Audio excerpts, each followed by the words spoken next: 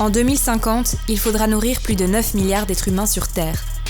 L'agriculture va devoir produire encore plus, mais elle doit aussi s'adapter au changement climatique qui bouleverse ses habitudes. De nouveaux insectes ravageurs ou encore des inondations.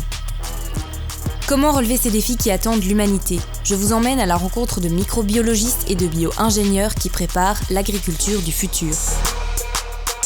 Et si tout restait à découvrir? Avec l'accroissement de la population et le réchauffement climatique, l'agriculture doit faire face à des défis énormes. Il va falloir produire plus et mieux, c'est-à-dire dans des conditions plus durables. Et si je vous disais que les petites billes que je tiens dans ma main font peut-être partie de la solution, qu'elles sont peut-être révolutionnaires pour l'agriculture? Elles ont été mises au point par des chercheurs en microbiologie de l'UC Louvain. Et je peux vous dire qu'ici, l'agriculture durable est prise très au sérieux. Je vous emmène à la rencontre du professeur Stéphane Declercq qui va nous expliquer un petit peu plus en quoi consistent ces petites billes. Bonjour Laure. Bonjour Stéphane. Alors, est-ce que tu peux nous en dire un peu plus sur ces petites billes? Alors ces petites billes, en fait, ce sont des petites structures qu'on a créées au laboratoire et à l'intérieur desquelles on va avoir des micro-organismes. Alors il faut savoir que ces organismes ont la particularité d'aider le développement des plantes. Donc lorsqu'on applique ces champignons-là aux plantes, eh bien, elles vont avoir une croissance qui va être améliorée. Elles vont être également plus résistantes à un certain nombre de stress. Et concrètement, comment on va utiliser ces petites billes sur le terrain? Alors concrètement, ce qu'on va faire, c'est qu'on va isoler ces micro-organismes. On va les identifier, on va les reproduire en masse et on va les mettre dans ces petites capsules. Et ensuite, ces petites capsules, eh bien, on va les utiliser sur le terrain, par exemple avec des semoirs, sur des tracteurs. Et donc, on a un très grand spécialiste ici de la vie du sol qui s'appelle Hugues Fallus. Et donc, on va avoir le plaisir de pouvoir le rencontrer, qui nous parle un petit peu de l'importance de tous ces micro-organismes, de tous ces organismes qui se développent dans le sol. Alors spécialiste, je ne sais pas, mais en tout cas la vie du sol m'intéresse beaucoup dans mon métier d'agronome et d'exploitant agricole. Dans le sol se passe énormément de choses. Il y a une vie qui est extraordinaire, on n'en connaît encore que 5%. Mais en tout cas, cette vie du sol permet de nourrir nos plantes. Ici, on peut voir des légumineuses avec notamment des nodosités dans lesquelles se trouvent des bactéries qui sont capables d'utiliser l'azote de l'air et d'en donner un peu aux plantes. Donc c'est l'exemple le plus facile à voir, à observer dans nos champs de symbiose en fait entre la vie du sol et nos plantes. Dans cet échantillon vivent des milliers de micro-organismes différents. Le travail des scientifiques, c'est donc de partir à leur découverte.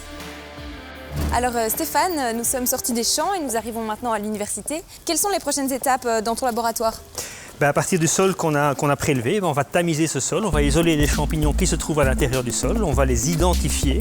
Et une fois qu'on aura identifié les différents champignons, on va les tester sur les plantes, voir les champignons qui sont les plus efficaces pour ensuite les utiliser et retourner au champ pour améliorer la croissance des plantes. Qui dit micro-organisme dit taille microscopique. C'est donc un travail minutieux qui attend Monica, rendu possible par des outils de pointe. Tu peux regarder qu'il y a des spores de différentes couleurs. On a des noirs, des jaunes et un peu transparents. Et du coup, on utilise chacune pour identifier quelle espèce ça correspond. Bonjour Sylvie. Bonjour. Donc je reviens d'avoir vu Monica qui m'a demandé de t'apporter ceci. Elle a isolé les spores. Donc maintenant, c'est quoi la prochaine étape?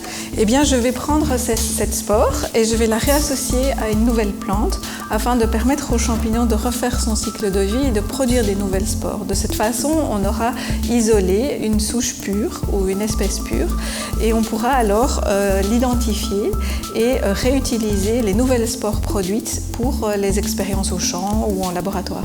Nous entrons dans la serre collection de la Mycothèque de l'Université catholique de Louvain qui abrite des centaines d'échantillons différents provenant des 4 coins du monde.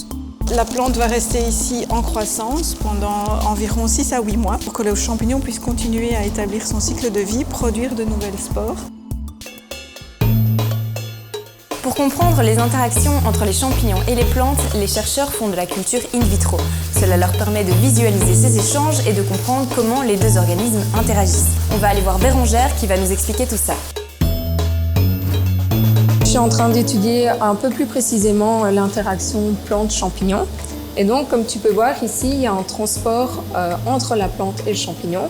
Donc, on a un flux ici du champignon vers la plante. Et dans ce sens-là, on a un flux de la plante vers le champignon. Et donc, on a une interaction et ça permet aux deux de vivre correctement. Qu'est-ce qui t'a donné envie de venir travailler ici? J'étais attirée par tout ce qui était nature. Mes études, je les ai faites parce que ça permet de toucher un peu à tout, mais aussi d'être sûre d'avoir un boulot varié plus tard. Et On n'est pas bloqué dans quelque chose. Tout d'abord, la bioingénierie, c'est vraiment un sujet qui est vraiment très chouette parce que ça nous permet de rencontrer plein d'espèces, plein de mondes dont on n'avait absolument pas connaissance avant, par exemple celui des champignons qui est vraiment fantastique, et celui des plantes également d'ailleurs, et la relation entre elles surtout, parce que la mycorhize, donc l'association entre une plante et un champignon, c'est vraiment quelque chose qui est très récent et dont on ne connaît absolument pas du tout tous les tenants et aboutissants. On ne connaît pas du tout tous les processus biochimiques et moléculaires qui la gouvernent, ni tous les gènes qui sont impliqués, et donc il y a vraiment encore beaucoup de choses à faire.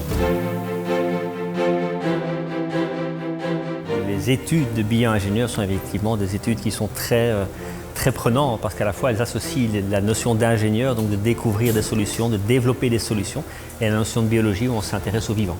Donc il est très important d'avoir des personnes intéressées, d'avoir des outils, d'avoir des financements qui nous permettent d'aller chercher ces micro-organismes-là qui, pour un grand nombre d'entre eux, peuvent représenter la pharmacopée de demain. Aujourd'hui, on connaît 5% à peu près de la diversité. Imaginez-vous ce que peuvent représenter ces 95% restants pour la santé de l'homme, pour la santé de l'environnement. Et effectivement, on a besoin de vous pour venir nous aider à creuser, à aller plus loin dans la connaissance fondamentale, la connaissance basique de ces organismes au service de l'humanité.